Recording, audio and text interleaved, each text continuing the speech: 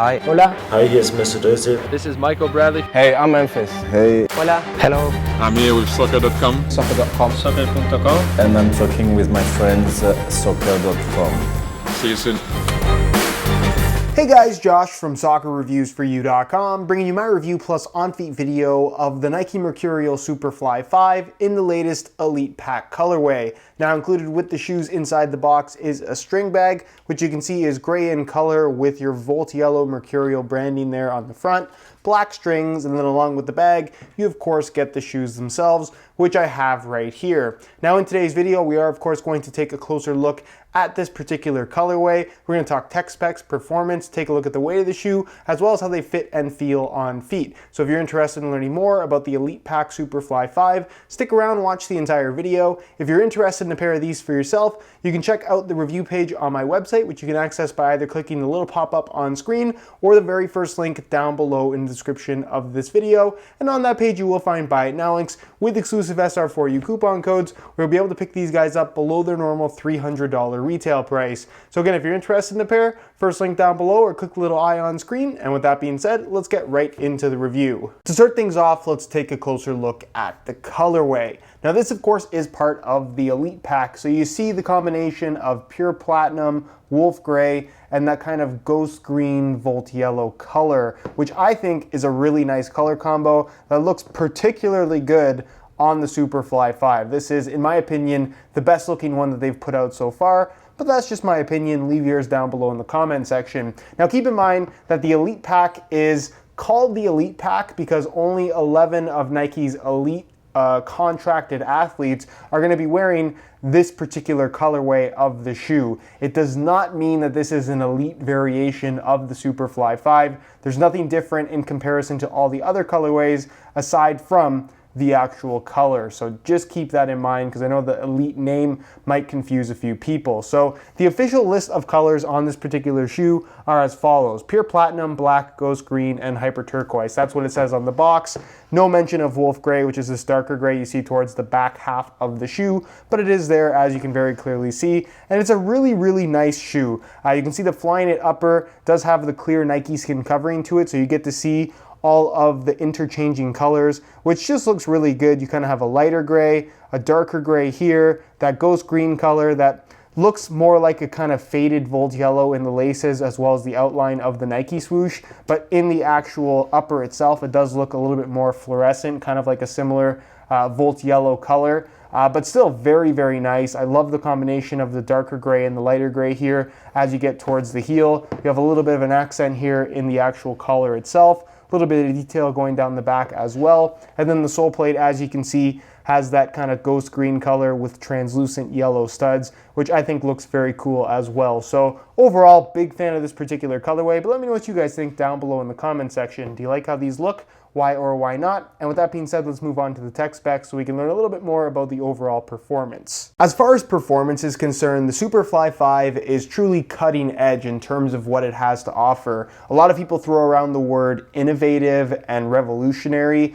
and this is one of those shoes that I would say is truly innovative in terms of what it has to offer, because you put your foot inside the shoe and you can't compare it to anything else. Even the previous Superfly 4, while there are similarities in the Flyknit upper and the mid-cut aspect of the shoe, the way it fits and feels on feet because of this new upper variation as well as this new Nike plate, it just makes the shoe feel entirely different and in a very positive way. This is, if you're looking for kind of that tight, low profile, mercurial fit with very aggressive traction, that's exactly what you're getting in the Superfly 5. But like I said, the experience of wearing this shoe is unlike anything else that I've personally ever worn, and that is a very, very good thing. Now I'm going to talk tech specs and really the basics of what you should know about this shoe in today's video, but if you guys do want a little bit more info or just want to see the shoes in action, I'll leave a little pop-up on screen to my playtest video, so if you haven't seen that, go ahead and check it out. Now with this shoe, you're getting a combination of a couple different features with the upper. Obviously it's made entirely from Flyknit.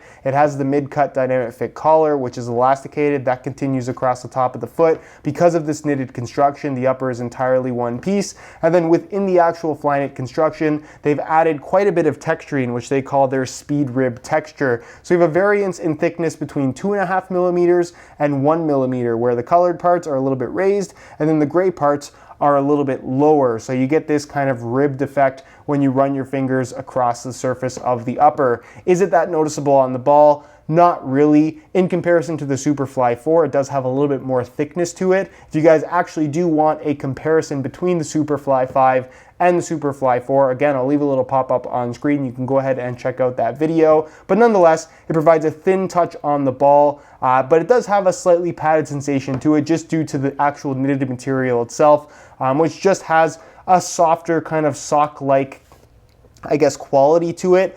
So like I said, you get that barefoot feel, but it isn't what I would consider to be super, super thin. If you want the thinnest possible Mercurial feel, the Vapor 11 is probably what you want because it is a little bit thinner and has a little bit more of a pingy sensation overall, but these are still plenty thin in my opinion.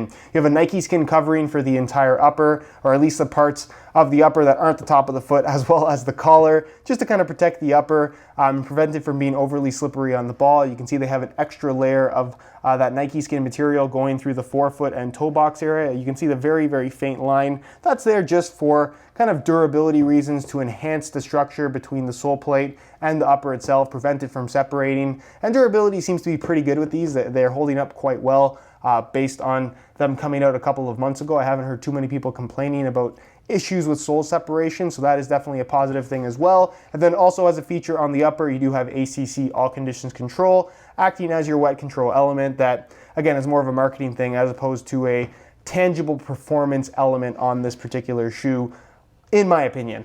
As far as other aspects of the upper, you're going to find fly wire cables that run from the base of the sole into the lacing system. They're hidden within the actual texturing, but I can assure you that they are there. So when you put your foot inside the shoe, pull the laces tight, it pulls on those cables, really secures the midfoot and forefoot of the upper, and holds your foot in place very, very nicely, giving you a nice, secure, responsive feel when you are moving a little bit more quickly, and just kind of makes the shoe feel very secure on your foot in general. Laces run through the middle, as you guys can see, with this dual lace hole system because it is a one-piece upper. And then moving on to the back of the shoe, you will find an internal heel counter, which is extended by this collar piece. So you have a dynamic fit collar. This is all elasticated. There is no performance benefit to the collar, unlike what a lot of people seem to believe. This isn't going to provide any ankle support. This isn't going to really provide much protection aside from an extra layer of material. It doesn't restrict movement in any way. It's just an extension piece. They're mainly for looks, and it does impact the fit of the shoe in the heel area a little bit, although I will say this is more comfortable than previous generation mid-cut models from Nike, which I'll talk about more during the on-feet portion of the video. Inside, there is a smooth synthetic leather heel liner with a decent amount of padding, the insole fully removable. Here's a look at it. It features a mesh liner on top, and then is made from this ortholite material. Actually a really good insole, nice and light, and provides some decent underfoot cushioning given how low profile it actually is. And then moving on to the sole plate, which I think is arguably the most revolutionary aspect of this particular shoe, and one of the more noticeable things when you put them on for the first time. This is a Nike plate sole plate. A lot of people complained when the Superfly 5 was first unveiled that this wasn't made from carbon fiber, and while it might not look as cool as previous carbon fiber Superfly sole plates, that's a little bit of a tongue twister, try saying that 5 times fast, but I will say it doesn't look as cool, but it feels very, very good, and the performance benefits of this, I think, is something that you don't really understand until you actually try it yourself. So the idea here is that the sole plate, despite being made from different colors, as you can see, is one single piece of material as opposed to being a layered sole plate. So this allows them to, one, reduce the weight of the sole plate a little bit just because you have less layers of material. That's going to reduce the weight. And two, because it is one single layer of material, the manufacturing process is a vacuum forming process. So it allows them to actually create shape to the sole plate itself,